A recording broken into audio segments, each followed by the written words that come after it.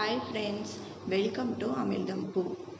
இன்றைக்கி ரொம்ப ஆரோக்கியமான ஒரு பாயசம் ரெசிபி தான் பார்க்க போகிறோம். தினையும் சேமியாவையும் வச்சு நான் பண்ண போகிறேன். அதுக்கு தேவையான பொருள் என்னென்னு பார்க்கலாம்.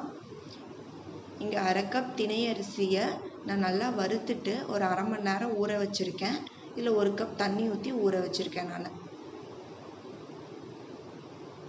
அதே கப்பில் 1/2 கப் வெல்லம் எடுத்திருக்கேன். இந்த மாதிரி தட்டி எடுத்துக்கோங்க. நார்மலான கப்பில் 1/2 கப் பால் எடுத்திருக்கேன். இதில் 3 டேபிள் ஸ்பூன் சேமியா எடுத்திருக்கேன். கொஞ்சம் முந்திரி பருப்பும் திராட்சையும் எடுத்திருக்கேன். நெய் வறுக்கிறதுக்காக இங்கே 2 ஏலக்காவை நல்லா தட்டி எடுத்திருக்கேன். உங்ககிட்ட ஏலக்காய் பொடி இருந்தாலும் நீங்கள் சேர்த்துக்கோங்க. வாங்க இப்போ எப்படி செய்கிறதுன்னு பார்க்கலாம். இப்போ நான் ஒரு குக்கர் எடுத்திருக்கேன். இப்போ தினை அரிசி இதில் போட்டு 3 விசில் விட்டு நம்ம எடுத்துடலாம். நான் ஊற வச்சுருக்க அந்த தண்ணியோடு சேர்த்து அப்படியே போட்டுக்கிறேன். இந்த கப்பில் நான் மெஷர் பண்ணனால அதே கப்பில் 3 கப் தண்ணி நான் ஊற்றிக்கிறேன். ஏற்கனவே 1 கப் தண்ணி இதில் இருக்குது. அந்த தண்ணியோடு அப்படியே நான் சேர்த்துக்கிறேன். இன்னும் 2 கப் தண்ணி நான் சேர்த்துக்கிறேன்.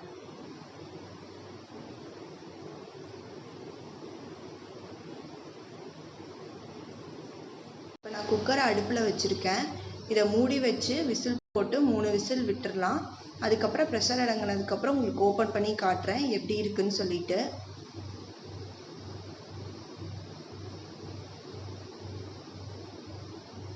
நான் இப்போ குக்கரை வேறு அடுப்பில் மாற்றி வச்சுட்டேன். இப்போ நான் ஒரு சாஸ்பேன் எடுத்திருக்கேன். இதில் நம்ம எடுத்து வச்சுருக்க வெல்லத்தை போட்டு நம்ம கரைச்சி எடுத்துக்கலாம். இந்த கப்பில் தான் 1/2 கப் வெல்லம் எடுத்தேன். இதில் 1 கப் தண்ணி நான் இப்போ சேர்த்துக்கிறேன். இது நல்லா கரையட்டும். பாருங்கள், வெல்லம் எல்லாமே நல்லா கரைஞ்சிருச்சு. இப்போ நம்ம வடிகட்டிக்கலாம். வெல்லத்தில் தூசி அந்த மாதிரிலாம் இருக்கும். அதுக்காக தான் நம்ம இப்போ கரைச்சி இதை வடிகட்டிகிட்டு இருக்கோம். இப்போ வடிகட்டி இதை எடுத்து வச்சிடலாம்.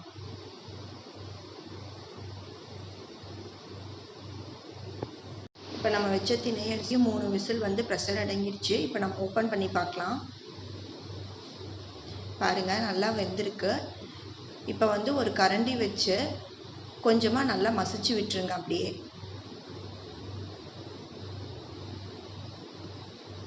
இப்போ நான் அடுப்பில் ஒரு கடாய் வச்சுருக்கேன். இதில் 2 டேபிள் ஸ்பூன் நம்ம நெய் சேர்த்திக்கலாம். நெய் சூடாகட்டும். இப்போ நெய் சூடாயிடுச்சு. நம்ம எடுத்து வச்சுருக்க திராட்சையும் முந்திரி பருப்பும் இதில் சேர்த்தி நல்லா வறுத்துக்கலாம். பாருங்கள், ரெண்டும் நல்லா வறுத்தாச்சு. இதை எடுத்து ஒரு கப்பில் வச்சிடலாம். இப்போ பாருங்கள், நான் ஒரு கப்பில் எடுத்து வச்சிட்டேன். மீதி இருக்க நெய்யில் நம்ம எடுத்து வச்சுருக்க சேமியாவை போட்டு வறுத்துக்கலாம். அது ஏற்கனவே வறுத்தது தான், இருந்தாலும் நெய்யில் இந்த மாதிரி வறுத்து சேர்க்கும் போது டேஸ்ட் இன்னும் நல்லாயிருக்கும். ரொம்ப வறுக்கணும்னு அவசியம் இல்லை, லைட்டாக இந்த மாதிரி வறுத்துக்கோங்க. வறுத்ததுக்கப்புறம் நம்ம எடுத்து வச்சுருக்க 1/2 கப் பாலில் ஒரு பாதி அளவுக்கு இப்போ சேர்த்துக்கோங்க. நல்லா கலந்து விட்டுருங்க. சேமியா கொஞ்சம் ஒரு பாதி அளவுக்கு நமக்கு வேக வைக்கணும்.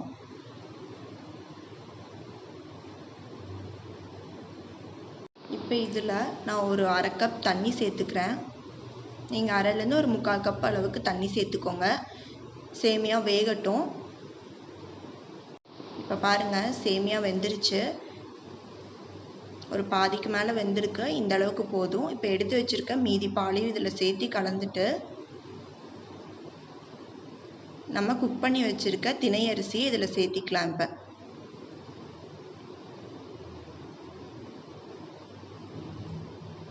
இப்போ தினை அரிசி எல்லாத்தையும் சேர்த்துட்டேன். இப்போ நல்லா கலந்து விட்டுருங்க, கட்டியெல்லாம் இல்லாத மாதிரி. இந்த மாதிரி நல்லா கலந்துக்கோங்க.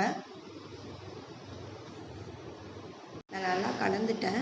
ஆனால் இது கொஞ்சம் கெட்டியாக இருக்க மாதிரி இருக்குது. அதனால் நான் ஒரு 1/2 கப் பால் சேர்த்து நல்லா கலந்துக்கிறேன். 2-3 நிமிஷம் நல்லா கொதிச்சிருச்சு. இப்போ நம்ம கரைச்சி வச்சுருக்க அந்த வெள்ளை கரைசலை இதில் சேர்த்துக்கலாம். இதை நல்லா கலந்து விட்டுருங்க. உங்களுக்கு வேணும்னா இன்னும் கொஞ்சம் 1/2 கப் அளவுக்கு வெல்லம் சேர்த்துக்கோங்க. இது எனக்கு இனிப்பு இது கரெக்டாக இருக்கும். உங்களுக்கு இனிப்பு இன்னும் கூடுதலாக வேணும்னா சேர்த்துக்கோங்க. இதை நல்லா ஒரு 5 to 10 நிமிஷம் லோ ஹீட்டில் அப்படியே இதை நல்லா கொதிக்க வைங்க. அப்போ தான் அந்த எல்லாமே ஒன்று சேர்ந்து நமக்கு பாயாசம் ரொம்ப டேஸ்ட்டாக இருக்கும். இப்போ இதில் தட்டி வச்சுருக்க நம்ம ஏலக்காய் சேர்த்து நல்லா கலந்துக்கலாம். பாருங்கள், இப்போ பாயாசம் ரெடி ஆகிடுச்சு. எனக்கு இந்த கன்சிஸ்டன்சியில் இருந்தால் போதும். உங்களுக்கு வேணும்னா இன்னும் கொஞ்சம் பால் சேர்த்துக்கோங்க. நான் வறுத்து வச்சுருக்கேன். இப்போ முந்திரி பருப்பை சேர்ந்து ஒரு தடவை கலந்து விட்டுறேன். நான் அடுப்பை ஆஃப் பண்ணிட்டேன். பாருங்கள், ரொம்ப ஆரோக்கியமான நம்ம பாயாசம் ரெடி ஆகிடுச்சு. இப்போ இது ஒரு பவுலில் நம்ம ஊற்றி வச்சிடலாம். அவ்வளோதான். இதில் வறுத்து வச்சுருக்க அந்த திராட்சையும் முந்திரி பருப்பையும் நான் கொஞ்சம் மேலே போட்டுக்கிறேன். டேஸ்ட் பண்ணுறதுக்கு ஒரு குட்டி கிண்ணத்தில் எடுத்துக்கலாம்.